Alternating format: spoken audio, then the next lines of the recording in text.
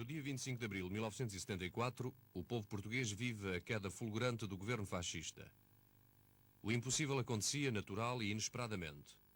Eram as Forças Armadas que punham termo ao regime que elas próprias durante tanto tempo haviam sustentado, enigma que a pouco e pouco se foi desvendando. Os homens sem sono revelaram-nos a sua história.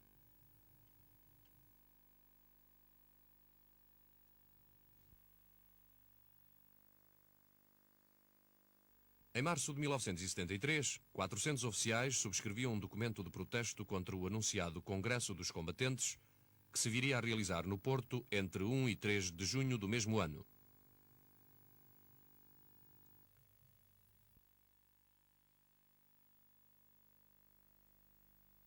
Pois nós já tínhamos feito variedíssimas reuniões.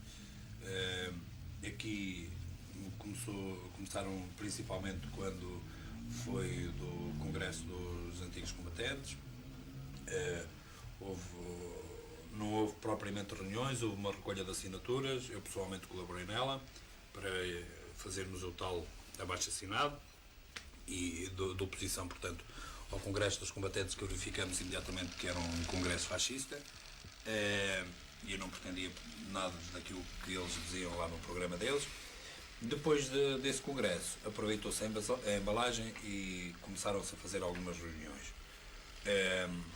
Inclusivamente, na altura procurei o Major Yanes, que era um dos indivíduos que mais tinha estado por trás da reação ao Congresso dos Combatentes, portanto, quer dizer, tinha sido um dos indivíduos que tinha estado mais ativo na nossa tomada de posição contra o Congresso dos Combatentes. Procurei-o e fiz notar que havia necessidade de não perder a embalagem e de arrancarmos para a formação talvez de uma associação ou de qualquer coisa do género que pudesse permitir-nos, portanto, o congregar esforços até evoluirmos para outros caminhos. A 13 de julho de 1973, a publicação do abençoado decreto, como alguns lhe chamaram, 353 de 73, viria a suscitar, por parte dos militares, a primeira reação coletiva a uma disposição governamental. O decreto 353, imediatamente, aso à primeira tomada de posição em conjunto, que é feita por um curso de majores que estava no Instituto de Altos Estudos em Pedroso, a tirar o estágio para oficial superior. Eles foram imediatamente reuniram e enviaram, parece-me que 3 delegados que falaram com o diretor do Serviço Pessoal e depois apresentaram inclusivamente um memorando em que punham os pontos com os quais eles não estavam de acordo. Depois aparece o decreto 409 de 73. Este decreto é uma tentativa desesperada, quanto a mim já, do Saviano Rebelo, então Ministro do Exército e da Defesa Nacional, para tirar, digamos assim, do problema os majores e manter só os capitães. Ele põe, portanto, o problema, vê o problema só no aspecto profissional, não é? E no aspecto de ultrapassagens em antiguidades, portanto, os únicos prejudicados iriam ser os capitães e os majores deixariam de ser prejudicados. Depois disso, dá-se então, há entretanto, quer entre o aparecimento dos 2 decretos, quer após a saída deste segundo, há a entrega de variadíssimas exposições, acho que foram várias centenas mesmo, de exposições individuais de oficiais contra a reclamar, portanto, do decreto. A seguir, a primeira ação coletiva que se verifica, e aí a razão do Telmo Saraiva de Carvalho dizer que o movimento dos capitães nasce na Guiné. No âmbito da manifestação coletiva. Não, mas é que eu considero que a outra manifestação coletiva também já se tinha verificado. Não, foi a verdade, lá. A verdade é que com essas exposições individuais que foram feitas às centenas, como diz o Vasco, praticamente criou-se uma choca para a exposição.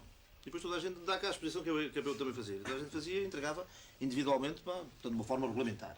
E eu tenho que salvar a posição sempre extremamente correta do Hugo dos Santos, o Major Hugo dos Santos, que foi um dos principais impulsionadores, um dos maiores entusiastas do movimento, e foi ele que andou a planear exposições e a distribuir exposições, e depois toda a gente, depois toda a gente queria a exposição do Hugo dos Santos e tal, e ele pugnou sempre, realmente, por levarmos até ao fim, até ao máximo possível, o processo de uma forma sempre legalista, uma forma, portanto, no âmbito do regulamento disciplinar militar. Mas aí já havia realmente um tipo de manifestação coletiva, na medida em que havia uma choca, um exemplar único, de exposição que era feita individualmente e depois assinado. Ao fim e ao cabo, aquilo tudo reunido dava uma manifestação coletiva, porque eram realmente exposições individuais, simplesmente com 100 papéis, em vez de um só, com 100 assinaturas. Na linha de resto do que disse o Vasco, o problema talvez se possa ir buscar, às vezes podem ir buscar-se mais profundamente, e daí a frase dele do abençoado decreto. Todo o trabalho que houve de castração das Forças Armadas Portuguesas, todo o esforço que foi feito para a divisão dessas mesmas Forças Armadas, porque era a única forma de as manter na mão, era dividi-las, e foi precisamente o que foi feito. Tudo isso gerou em nós uma oposição absoluta ao regime em que vivíamos. A própria guerra colonial, que para mim funciona não como motivo principal do que se passou, e senão eu estaria a negar o que acabei de dizer, mas como catalisador, essa guerra é realmente vai-nos criar o tal campo em que o decreto cai realmente como sopa no mel, não é como costuma dizer-se. As reuniões de oficiais não passaram despercebidas às autoridades. Ocorre interrogar como é possível que só tão tarde demais, se tenham decidido a intervir. Mas eu, em relação a isso, também queria chamar a atenção para a tática utilizada, que foi a de enfrentar diretamente e absolutamente de caras os chefes, entre aspas, não é? Que tínhamos então, não é? Os chefes, porque estavam nos postos, não é nada. Denunciando claramente, pois eles chateavam-nos que nós estávamos a conspirar ou a reunir. Estamos perfeitamente, simplesmente utilizávamos uma tática. Estamos a tratar de reconquistar o prestígio das Forças Armadas. Foi de facto uma palavra de ordem que utilizamos. Era a luta pela reconquista do prestígio das Forças Armadas, fortemente abalado pela saída dos decretos 353 e 409. Mas também era. Também era, mas quer dizer, Isso era, nenhuma. mas até muito tarde. Mas foi de facto o chavão que nós utilizamos para enfrentar de caras Isso era bastante. Não, nós sentimos desde sempre, aliás, eu sentia profundamente isso, pá, que existia um divórcio real, pá, entre a nação, pá, entre o povo e as Forças Armadas. O povo via nas Forças Armadas talvez a única possibilidade de uma reconquista de liberdade, e as Forças Armadas, pá, totalmente amorfas, totalmente apolitizadas, mantinham-se burguesmente, comodamente instaladas e nada faziam, não é? Eu lembro depois de uma reunião clandestina ter dito ao Vasco Lourenço que um dos maiores sonhos da minha vida tinha sido desde sempre, lembras-te disso? No dia que tivesse um furo. Eu também estive ali a mudar o pneu, e depois viemos os dois no carro, e eu disse-lhe isso precisamente, que era um dos maiores sonhos da minha vida, tinha sido desde sempre, desde 1958, praticamente, que andava na Academia Militar, mudar radicalmente a sociedade portuguesa. E sermos nós, pertencer à nossa geração, essa glória, não é? De podermos modificar isto. Também da Guiné chega, em agosto de 1973, uma exposição de protesto contra os famigerados decretos 353 e 409. O processo, à medida que congregava um cada vez maior número de oficiais, começava a adquirir uma expressão organizada. Nós, que já estávamos em preparação, aparece-nos, de facto, a cópia da carta enviada a essas entidades que já foram referidas pelo grupo de capitães da Guiné. Isso veio, de facto, a reforçar bastante o ânimo com que já estávamos, na altura, possuídos para fazer a tal reunião e organizamos uma reunião no Monte Alentejano, perto de Évora, que eu pessoalmente considero como a data, a efeméride a comemorar, digamos assim, o oficial para o aparecimento do movimento dos capitães, que é precisamente essa reunião, onde comparecem 136 capitães e subalternos, feita na clandestinidade. Nós soubemos que a PIDE teve conhecimento disso, soubemos que o comandante da região militar teve conhecimento disso. O contacto foi feito, foi marcada uma hora de reunião e um local de reunião. Marcou-se em Évora, na praça do Templo de Diana, para a hora de contacto entre as 13 e as 14. Portanto, com meia hora de tolerância. Durante essa meia hora é que estaria aberto o tal capô do carro como senha para os indivíduos que porventura chegassem lá e não conhecessem os elementos que estavam lá para fazer o contacto. Portanto, sabiam que estaria um carro com o capô aberto e eles teriam que se dirigir ao indivíduo que estava junto do carro, apresentar-se e depois de apresentado receberiam, portanto, instruções. Ao mesmo ponto estava a chegar à praça lá do Templo de Diana. Cheguei, levava mais 2 capitães comigo, e o que é que vejo? Primeiro começo logo por ver parar um MG, um Mercedes com matrícula MG, e sair de lá um tipo velhinho à paisana. Fiquei logo desconfiado. Quem é esse tipo? Estamos mal. Disseram-me logo que era o comandante da região. A seguir para outro Mercedes MG, era o brigadeiro, segundo comandante. Olha lá, já estamos detectados. Olho para o jardim lá da praça e o que é que vejo? Vejo a praça cheia de malta, em grupos de 3 ou 4, a assobiar, a fazer que não se conheciam uns aos outros.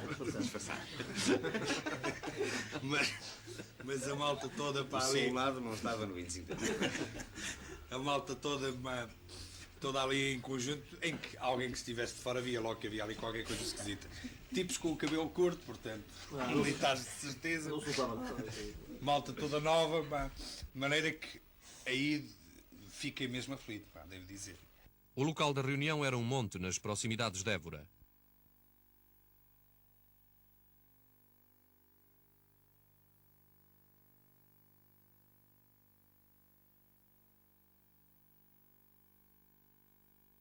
Um celeiro e algumas alfaias serviram de cenário à proclamação do movimento dos capitães. A reunião fez e aí teve papel preponderante na reunião um elemento que depois mais tarde veio a ser afastado, que foi o Maris Fernandes. Maris Fernandes, que levava já uma proposta concreta e conseguiu de facto que essa proposta fosse aproveitada. Está claro, logo nessa reunião surgiram várias hipóteses da malta mais extremista. Havia uns que queriam descer a Avenida da Liberdade em manifestação, todos fardados de número 1 e com condecorações, e ir ao Ministério do Exército fazer reivindicações. Havia outros que queriam entrar logo numa greve de zelo, mas acabou por se considerar que as condições para tomadas de posições dessas ainda não estavam criadas. Portanto, estávamos no início do processo de luta, tínhamos, portanto, que consolidar muito mais todas as nossas posições, e conseguiu felizmente vencer a posição na altura que parecia a mais moderada, mas que foi de facto a mais correta. E fez-se então um abaixo-assinado também para entregar ao Presidente da República e ao Presidente também, porque vocês já tinham feito. Multiplicam-se a partir de então as reuniões. Prossegue a guerra dos papéis em torno dos decretos. Mantém-se o cavalo de batalha da reconquista do prestígio das Forças Armadas. Para muitos, tornara-se já claro, entretanto, que só pela força o governo desistiria de utilizar as Forças Armadas como sua guarda pretoriana e como bode expiatório dos seus erros. Quando numa reunião em São Pedro de Estoril, em 24 de novembro de 1973, o tenente-coronel Banazolo afirma com toda a força dos seus galões, produziu nuns o efeito de uma bomba. Noutros, apenas reforçou uma convicção que há muito ganhar a corpo.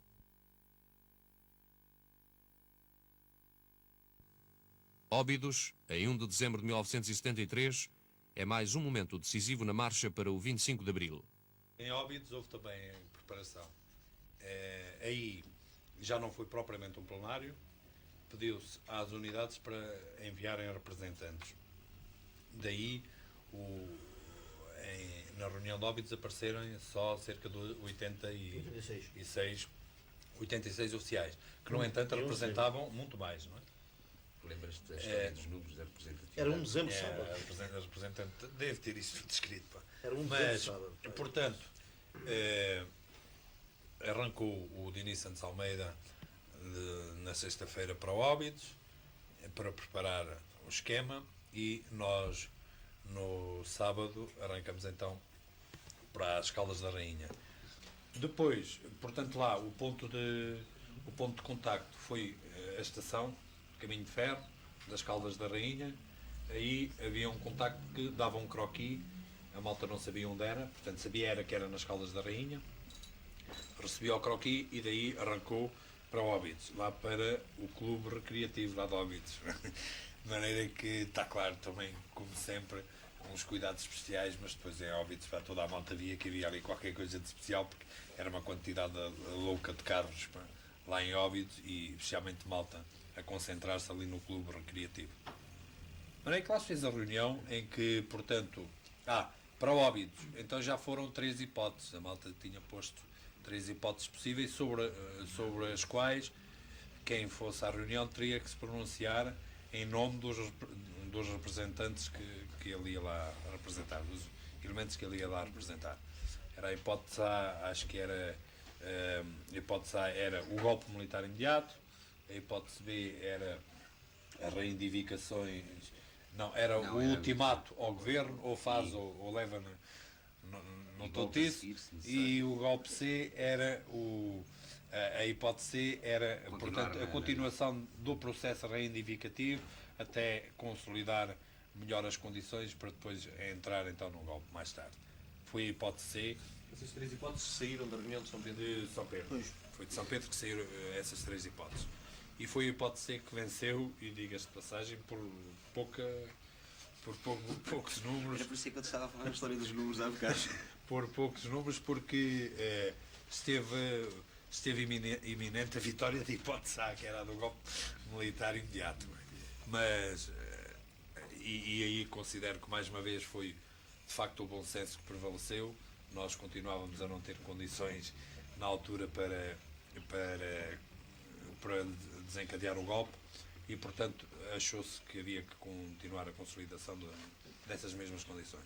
E saiu, portanto, a eleição também da Comissão Coordenadora, que seriam 3 elementos, foram 3 elementos de cada uma das armas ou serviço. Em Óbidos ficara bem vincado que a consolidação organizativa e a luta pelas reivindicações deveriam orientar-se no sentido de desencadear um golpe a curto prazo.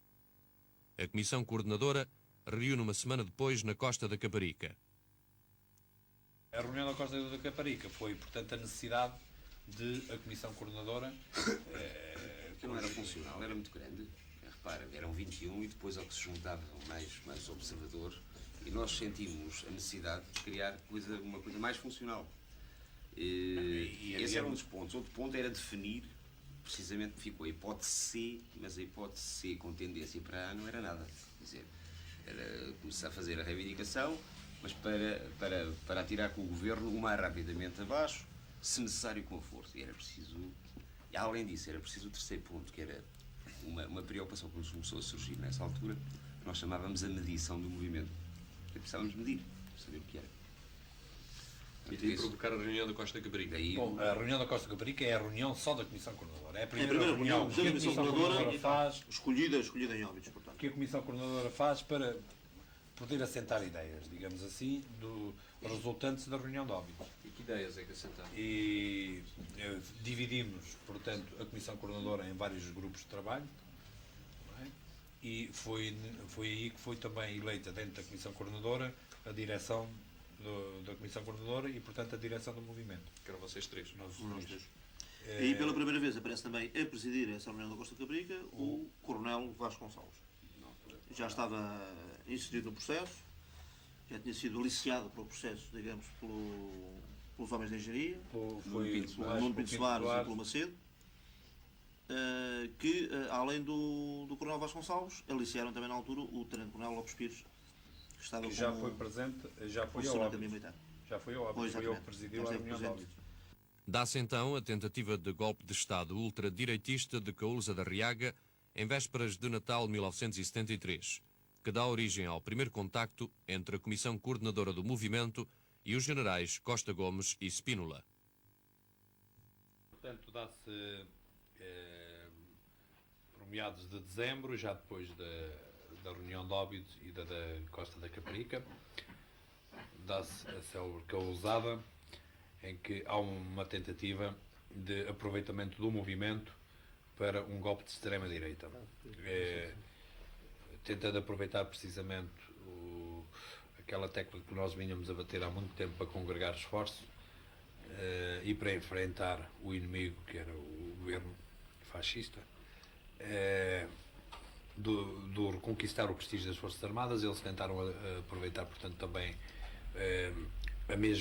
o mesmo motivo, simplesmente invertendo, não é? Dizendo que o prestígio seria conseguido através de um aumento de vencimentos, através de uma disciplina férrea, de um apetrechamento do exército, e que lhe possibilitaria esse apetrechamento, precisamente o ganhar a guerra do ultramar, etc. Aí houve, de facto, uma condução que eu considero magnífica dos oficiais que na altura contactaram com o intermediário desse quarteto, embora mais tarde se ficasse na dúvida se tinha sido um quarteto ou um terceto. Seria, portanto, o general Caúza, o general Luz Cunha, o general Troney e o general Silvino Silvério Marques, embora estes depois dissessem que afinal que tinham estado a usar o nome dele e que ele não estava metido. Isso nunca se provou bem, nunca ficou bem esclarecido, não se sabe bem o que será passado, mas enfim. Portanto, nesse momento nós vamos fazer os primeiros contactos com o general Costa Gomes e com o general Spínola. Com o general Costa Gomes, esses contactos tinham existido logo inicialmente, quando foi do problema dos decretos. Foi o primeiro oficial general, de facto, a apoiar-nos, quando foi dos decretos, e talvez até daí o reforçar aquela votação que nós já dissemos aqui em Óbidos. Foi, de facto, o oficial que expôs ao nosso lado, que compreendeu o problema, que nos defendeu, e mais tarde, quando se dá o problema do Caúza, eu devo dizer que até fui pessoalmente eu que, combinando com alguns elementos que estavam em contacto precisamente com esse intermediário do Caúza, que arranquei direto ao gabinete do general Costa Gomes, dizendo que tinha urgência imediata em falar com ele e que lhe expus a situação. Foi quando eu o conheci, porque não o conhecia. No dia seguinte, servi-me do agora general Fabião para contactar o general Spínola, porque era necessário também contactá-lo para esse efeito. Janeiro e fevereiro de 1974 são meses quentes. As graves confrontações entre a população branca da cidade da Beira, em Moçambique, e o exército, a publicação de Portugal e o Futuro, entre outros acontecimentos, agudizaram o conflito entre o movimento e o governo, colocando-o no campo abertamente político. Entretanto, começa a surgir a necessidade do aparecimento de um programa. Mais qualquer coisa, uma definição já no aspecto político. Faz-se uma reunião, é nomeada uma comissão dentro dessa comissão política, dentro dessa comissão coordenadora é nomeada uma comissão para redigir um programa, ainda só no âmbito militar. Faz-se uma reunião em casa do coronel Marcelino Marques, em que iria ser apresentado esse programa. Esse programa é apresentado e a malta que tínhamos chamado de forma atira-se a nós, pá, que nem doidos. Atira-se a nós, pá, porque dizia, mas isso é um programa de chacha, quer dizer, mas isso, estarmos numa altura destas com reivindicações militares, o quê? Mas vocês já estão preparados para outra coisa? Vamos embora, rasgamos logo o programa, não queremos saber mais nada, nomeou-se logo outra comissão para para arranjar outro programa. E é então quando é nomeada a comissão. Aliás, nessa reunião, é a primeira reunião em que aparece o Melo Antunes. Eu lembro-me que não o conhecia, virei-me para ti, para o Otelo, e perguntei quem é esse tipo, não é? O Melo Antunes, pá, é mais um gajo dos nossos. Lembro perfeitamente que gostei especialmente, portanto, da intervenção dele nessa reunião. É formado uma Levaram as comissão. desconfianças dos camaradas que viam no Melo Antunes um perigoso elemento de esquerda.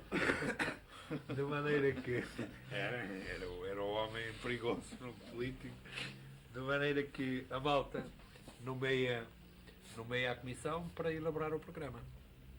Essa comissão faz 3 propostas, arranja 3 propostas, e são estas 3 propostas que depois são discutidas já com a Força Aérea. Era do Melo Antunes, era do Castro e era do Brás. E do Brás. São discutidas as 3 propostas, são refundidas e sai uma proposta mais ou menos de acordo já com a Força Aérea e com a Marinha, embora eles não estivessem ainda muito para os ajustes. Não é? E provoca-se então a reunião de Cascais para o dia 5 de março, provoca-se a reunião de Cascais para apresentar a proposta da Comissão Coordenadora para ver se o pessoal concordava. Para essa reunião foram convocados também, portanto não foi uma reunião de plenário, mas sim uma reunião de representantes das diversas unidades que também deviam trazer o quantitativo de oficiais que lhes tinham dado aval para eles os representarem totalmente, e aqui da zona de Lisboa é que foram mais, portanto, não foram só representantes, mas portanto, houve unidades em que foram praticamente os oficiais todos. Estamos em março de 1974. Vencera-se o mito da apoliticidade das Forças Armadas. Vencera-se o seguidismo incrustado nas mentalidades desde os bancos da escola. Tomara-se consciência de que a guerra colonial era uma guerra de agressão. A 5 de março de 1974, numa reunião em Cascais, o movimento aprova o documento O Movimento, as Forças Armadas e a Nação, manifesto e programa base do MFA. Já iam longe a guerra dos papéis e as reivindicações meramente militares. Bom, nós já tínhamos deixado na tal reunião por alturas de fins de janeiro, princípios de fevereiro, em caso do Marcelino Marques. Não? Deve ter sido talvez aí na primeira semana ou fins de janeiro ou na primeira semana de fevereiro. Sim. Que foi naquela altura Primeira semana. em que se tinha decidido já que Eu tenho a atas e pois, havia que arrancar havia que arrancar, portanto, para um processo já nitidamente político.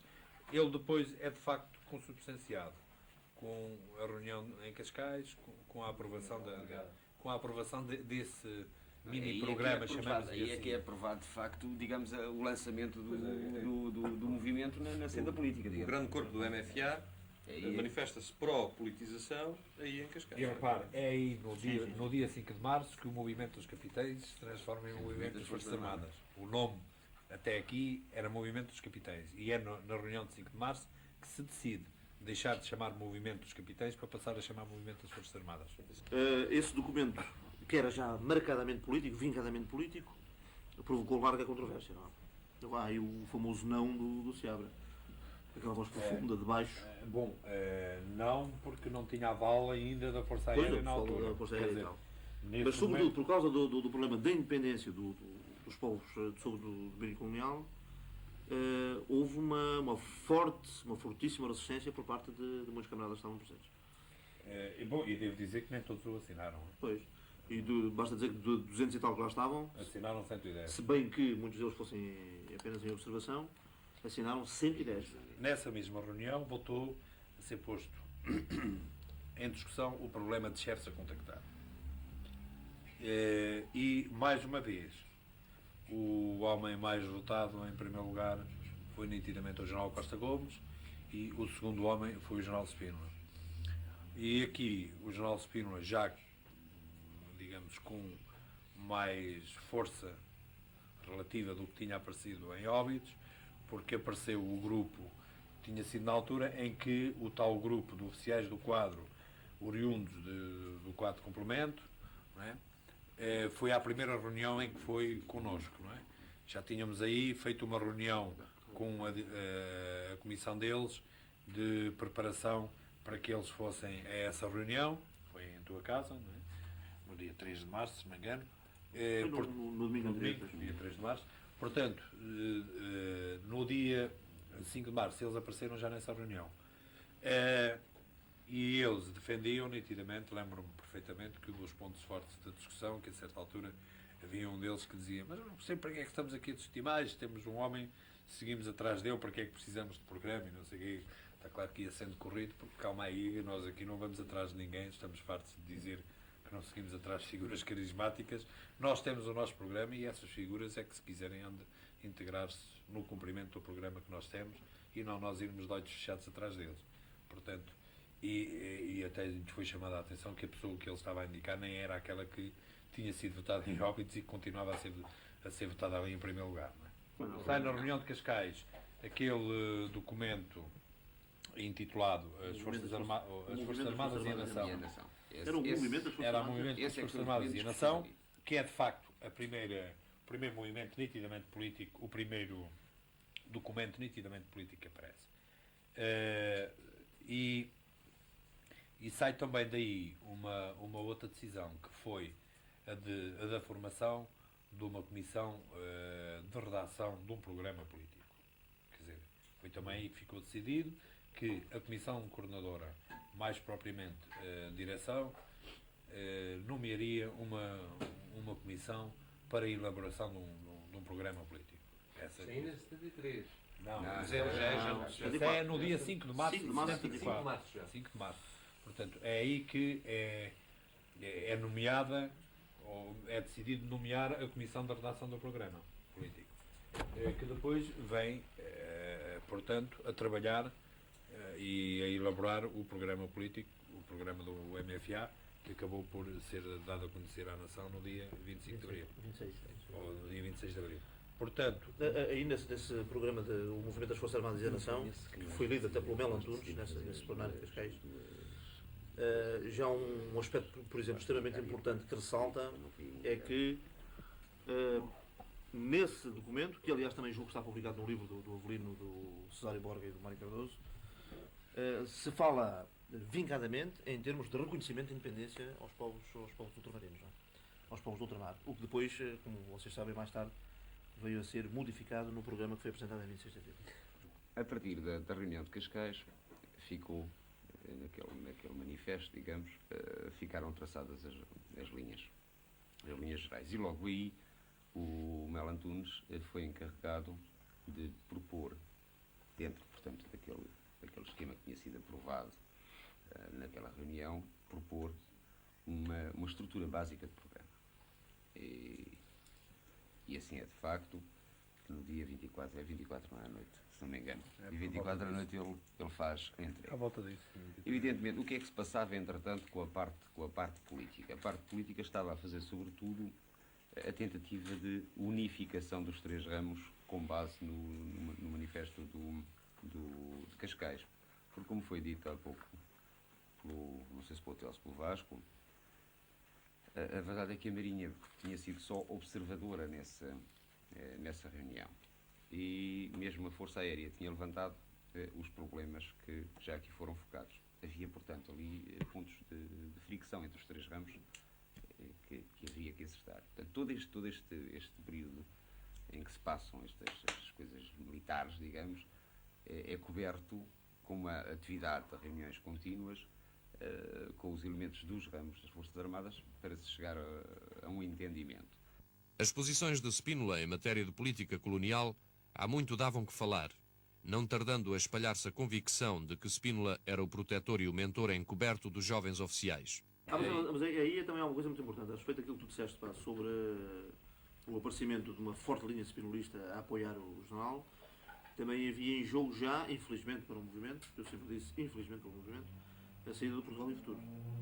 Pois. O jornal com o seu tremendo sentido de oportunidade. Sim. E sentindo a força do movimento, lança o livro. Aliás, eu já tinha dito à malta, ele tinha-me dito a mim pessoalmente, em princípios de fevereiro, que em fins desse mês ia lançar o livro, e eu tinha dito à malta: olha, estamos tramados, o jornal vai apresentar o livro, vai editar o livro em fins deste mês, para nós é um problema. Isso é uma coisa que as pessoas Isto estão para mim- convencidas. Isto para mim era terrivelmente dramático, porque ia aparecer um movimento quase como impulsionado, catapultado para a política do jornal. O que é totalmente falso. Não Não é? tem nada a ver com O jornal é que aproveitou a força do movimento para oportunisticamente lançar o livro. Mas Sim, isso sim. deu como consequência que realmente tivesse a linha spinolista se tivesse fortalecido, tendo como motivo o Portugal. Eu já me esquecia de facto desse pormenor, é que na altura houve muita isso foi gente, extremamente inclusive, é que dizia que aquela nossa declaração, as Forças Armadas ou o movimento das Forças Armadas e a Nação, que tinha tido origem no livro, digamos, era quase uma cópia de muitos dos princípios que vinham no livro, o que era totalmente falso. Porque quando o livro saiu, esse documento já estava preparado. Quer dizer, E o mais? livro sai por volta de 27, não foi? De 22 de fevereiro, talvez, 22, 24. Quer dizer, sai no fim de fevereiro. Foi. Nós fazemos de facto a reunião no dia 5 de março, mas o documento que é apresentado no dia 5 de março já estava na forja e quase acabado, não é? Porque houve várias reuniões para discutir e para chegarmos à conclusão de qual o documento definitivo a apresentar nessa reunião. Já estava, portanto, feito antes da saída do livro. No entanto, houve muita gente que dissesse que isso tinha saído só porque o livro tinha saído e tinha sido já um resultado da leitura do livro, que era totalmente falso. E mais, e para mim ainda houve outra consequência mais perniciosa ainda. E o Vítor pode dizê-lo. É que o jornal era uma pessoa extremamente teimosa, não é? A opinião dele é que tinha que prevalecer sobre tudo.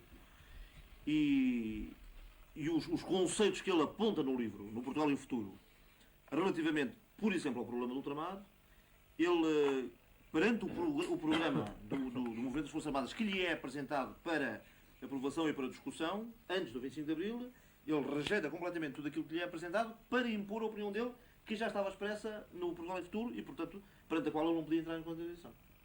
No dia 5 de março, num discurso perante a Assembleia Nacional devidamente encenado, Marcelo Caetano prepara a tomada de posição dura que o governo não mais podia adiar. A 8, ordem de transferência para 4 oficiais do movimento, 2 dos quais dão entrada no Forte da Trafaria. A 14, vassalagem dos generais a Marcelo, seguida da exoneração de Costa Gomes e de Spínola dos respectivos cargos.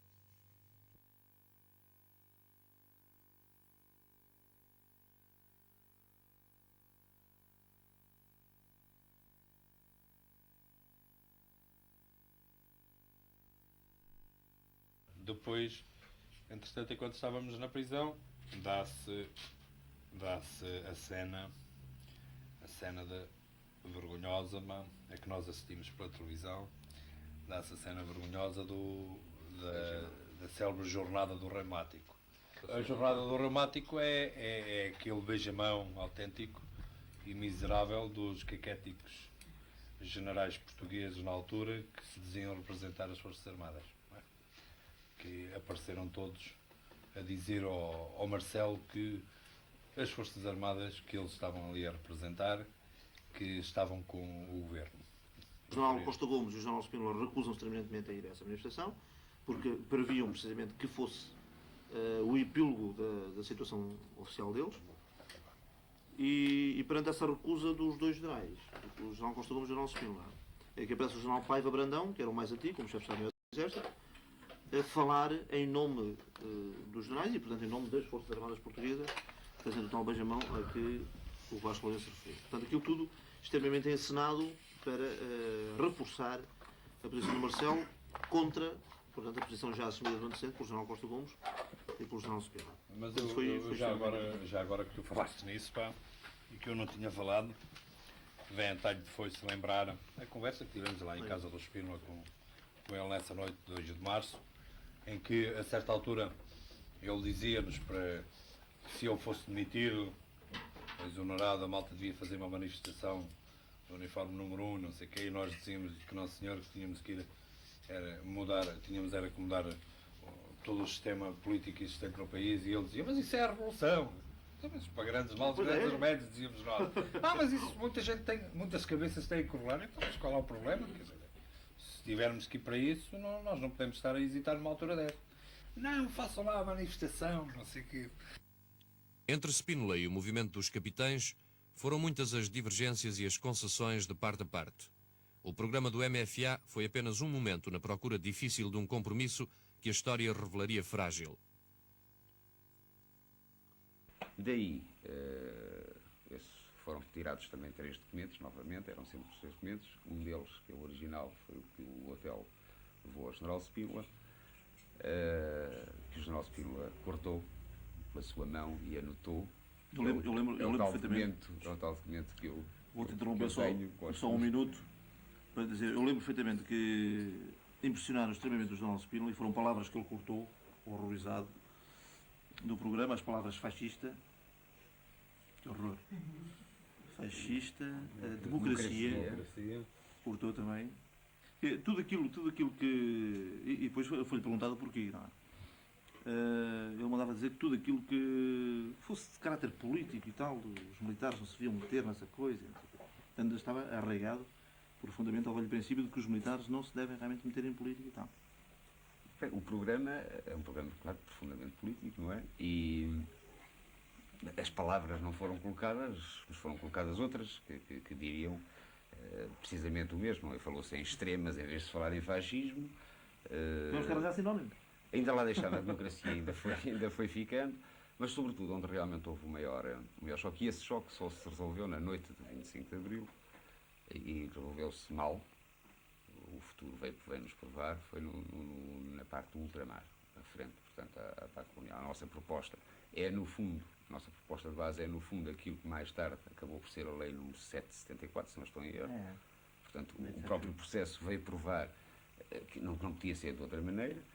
E nós, na noite de 25, que foi uma célebre reunião dos generais escolhidos por nós, da Junta, com os indivíduos já da Comissão Coordenadora do Exército, Marinha e Força Aérea, foi uma noite absolutamente épica, tivemos que cortar da parte das colónias aquilo que tínhamos.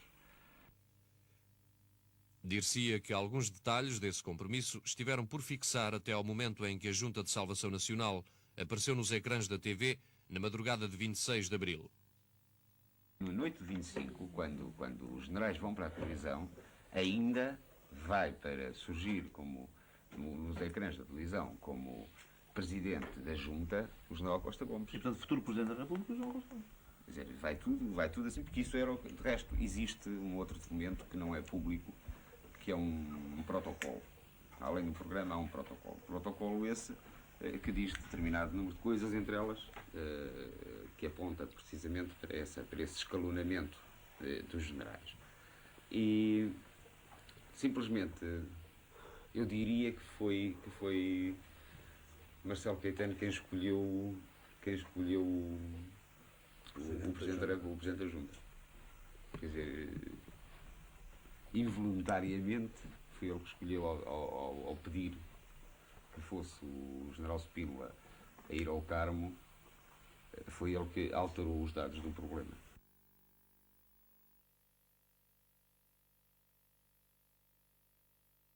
Agora podíamos.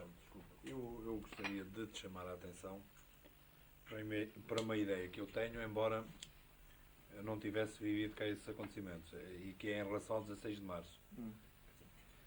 A ideia que eu faço é que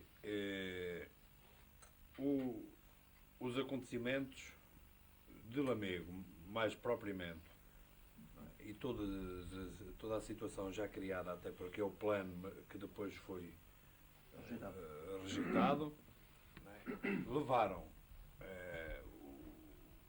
o que eu chamo o grupo espinolista a tentar aproveitar-se do movimento para fazer um golpe mesmo de antecipação, digamos assim. E o grupo espinolista fortemente apoiado naquele grupo de ex-milicianos, que é a malta que insiste, eu sei que há inclusivamente alguns contactos com Lamego e com Viseu por elementos estranhos ao movimento, até aspirantes milicianos, e tentam aproveitar o movimento, e daí, portanto, o teu aparecimento como elemento base do movimento.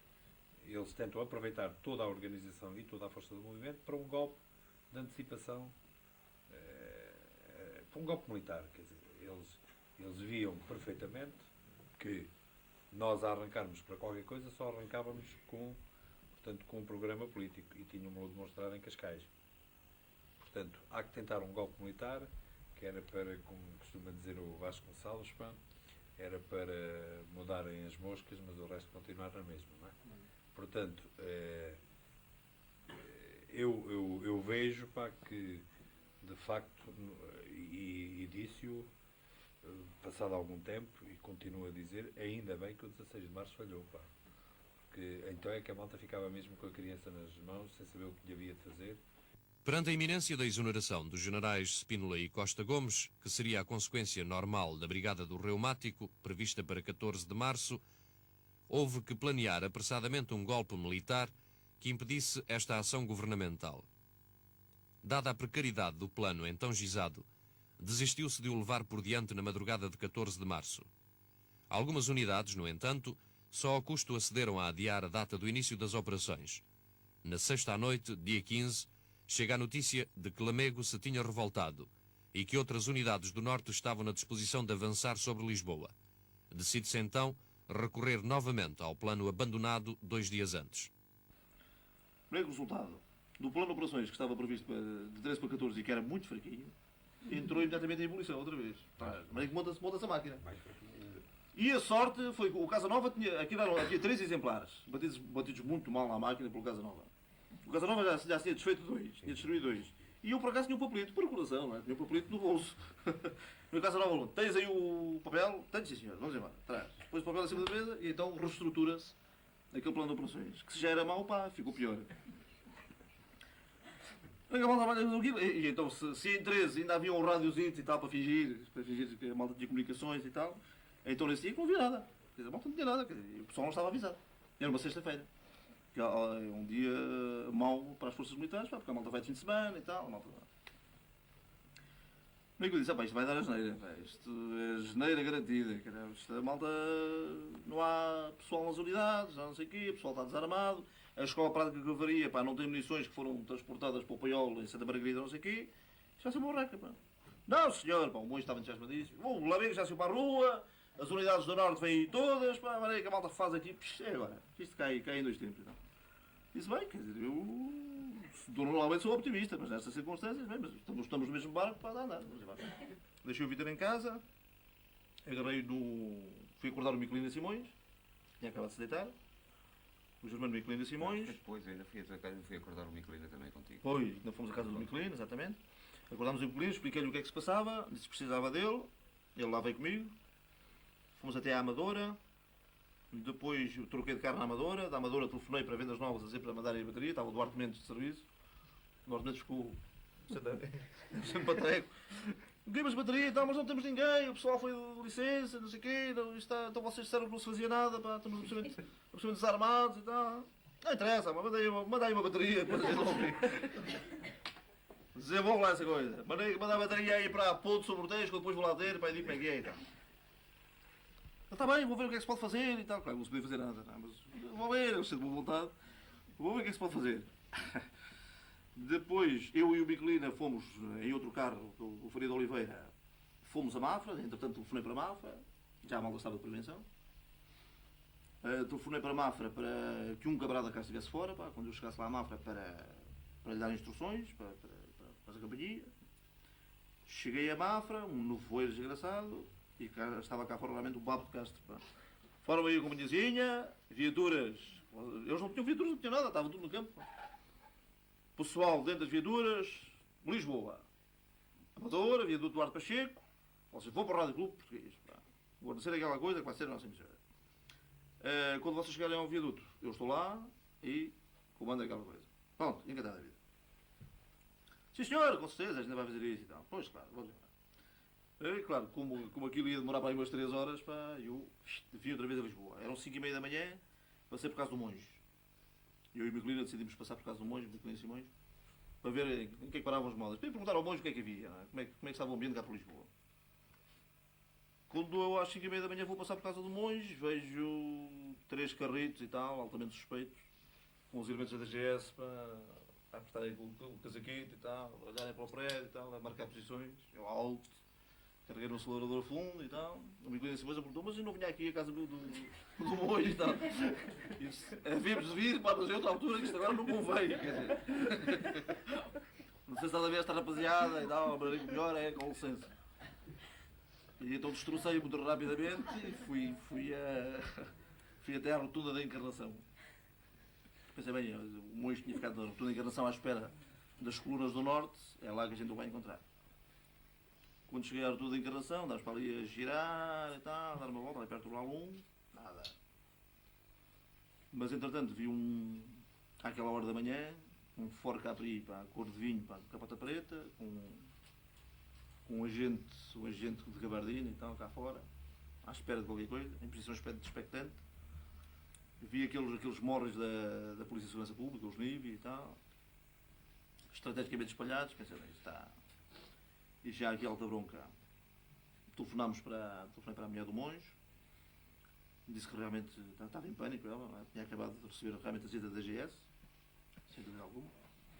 Quando eu tinha passado aquela hora, recebeu a visita da GS e tal, tinha ido lá à procura do monge, tinha revistado a casa toda, não sei, portanto deu uma explicação, pronto, certo. E entretanto, eu estava à espera realmente de ver essas colunas do Norte. Não vi o carro do monge em sítio nenhum, não vi o monge, e eu e o Micolino ficamos ali à espera das colunas. Pensei, bem, são 6 horas, 6 e meia e tal, as colunas devem estar a recomendar, o amigo deve estar a chegar, pá, mas nós não tínhamos radicalmente transmissões de qualquer espécie, não tínhamos comunicação com ninguém. Pá. Eu não sabia o que estava a passar. Fiquei ali à espera e tal, pá, 6 e meia e tal. Pensei, bem, as colunas estão a chegar, pá, então o amigo pá, se arrancou às 10 horas da noite e tal, outras unidades já está tudo a chegar, pá, portanto ao menos pá, estamos nós aqui para os esperar. Às 7 horas realmente chegaram colunas, mas de Lisboa para a Encarnação. BC5, Cavalaria 7, Legião Portuguesa, não sei o quê. Olá, está mal para as nossas cores. Quer dizer, bem, está tudo estragado. Cerca das 11 horas da manhã de sábado, o 16 de março estava praticamente terminado. A coluna das Caldas tinha retrocedido a poucos quilómetros de Lisboa. Para mim a experiência do 16 de março foi extraordinária porque tive a possibilidade de longe poder apreciar exatamente quais eram as forças governamentais, aquelas que imediatamente tinham obedecido à ordem do governo e que estavam lá, e que portanto ter conclusões extremamente válidas nesse aspecto. Fiz ali portanto um estudo de situação que depois me foi extremamente proveitoso, vi quais eram as suas forças e vi qual era a capacidade de organização que essas forças tinham. E pensei que realmente se para uma companhia que vinha das Caldas da Rainha era necessário ao governo criar aquele aparato militar, pensei precisamente, se forem muitas companhias ao mesmo tempo entrar em Lisboa por várias entradas, então não há força governamental que resista. E se eu tiver realmente a força do meu lado, então isto cai em 2 tempos. O 16 de março deu ao governo uma confiança muito grande.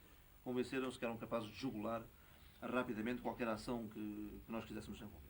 Portanto, fizeram daquilo, como vocês viram, um êxito enorme, embandeiraram em arco com o 16 de março, um sorriso de confiança renasceu nos lábios ressequidos do João Andrade Silva e, portanto, a confiança germinou de novo nas hostes governamentais. Se sentiram extremamente fortalecidas pelo apoio popular e tal, realmente tinha sido uma loucura, os jovens capitães e tal.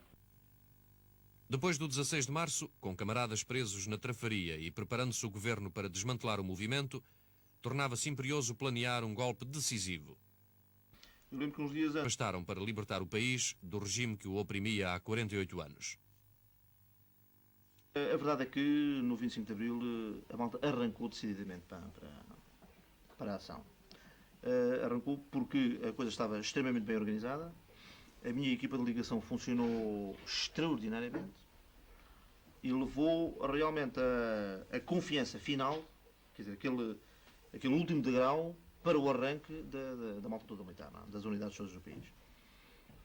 Quando, à hora prevista, na data prevista, a equipa de ligação chega ao contacto com os elementos de ligação em cada uma das unidades e lhes entrega exatamente tudo aquilo que estava decidido, que eu já tinha apontado que lhes faria chegar às mãos, eles não tiveram dúvida nenhuma. Depois, quando ouvem os 2 sinais para o arranque, e depois do adeus do Paulo de Carvalho, às 5 para as 11 da noite do dia 24, e depois ali com a alta colaboração do Álvaro Guerra e do Leite Vasconcelos, à meia-noite e 25, portanto já aos 25 minutos do dia 25, o grande Vila Morena na Rádio Renascença, no programa Limite, então a rapaziada não teve a mínima dúvida e pensou, pronto, isto está na mão, e arrancaram então decididamente. Portanto, as ordens que havia, portanto, nas instruções de coordenação eram extremamente importantes de considerar. Isso consta, portanto, da ordem de operações. E dizíamos precisamente, e foi isso que possibilitou a tal revolução dos escravos, que em caso algum nós abriríamos fogo, fosse contra quem fosse. Mesmo que houvesse uma oposição por parte da GNR e da polícia, era preciso que todos estivessem mentalizados de que eles nunca abririam fogo, porque não era uma secção da Guarda Nacional Republicana a barrar uma estrada que se podia opor a uma companhia fortemente armada. Nem uma secção de polícia, nem coisa do género. Portanto, pela persuasão, tínhamos que afastar os homens, convencê-los de que estava em marcha para um processo que era imparável e que eles seriam, portanto, trucidados se oferecessem realmente a resistência. Nunca fazer tiro para cima de ninguém, a não ser, só se faria tiro como reação a uma atitude desse género por parte de forças opositoras, que evidentemente não se verificou. Portanto, a malta passou como cão por vinha vindimada, veio por aí fora. Inclusive eu fiz coisas de caráter ostensivo, como foi o caso, por exemplo, da Escola Prática de Cavalaria de Santarém, que veio de Santarém até ao Torreiro do Paço, para ocupar posições no Torreiro do Paço e na Rua de São Julião, para proteger o Banco de Portugal e a Rádio Marconi, e que vieram pelo itinerário menos discreto que podíamos encontrar. Eu fui propositadamente para marcar a posição. Portanto, os blindados chegam a Lisboa, arrancam pelo Campo Grande, Avenida da República, Fontes Pereira de Mel, Marquês de Pombal, Avenida da Liberdade, a volta 60 reais. Estrada larga.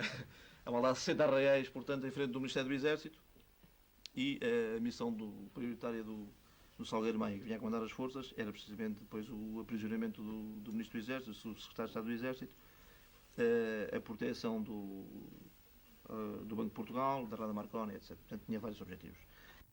Parte das forças da Escola Prática de Cavalaria, uma vez cumprida a missão que as levar ao Terreiro do Paço, dirige-se ao Quartel-General da Legião. Outra parte vai cercar o Quartel do Carmo, onde Marcelo Caetano, Rui Patrício e Moreira Batista se tinham refugiado. Aí já a multidão invadir as ruas, a vitoriar os militares, a festejar a queda do governo odiado. Depois foi a caça a Pido, o cerco de António Maria Cardoso, a rendição de Caxias, a libertação dos presos, a descoberta da liberdade.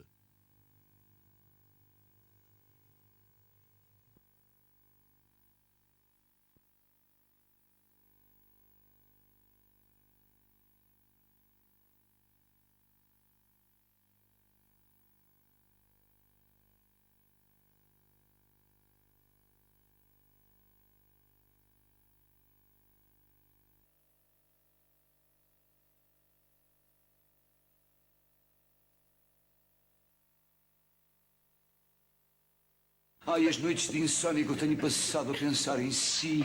O senhor enfeitiçou-me. Ai, eu não posso passar sem os olhos profundos em que brilham promessas de amor. Os seus lábios sensuais que parecem prometer beijos em cada palavra.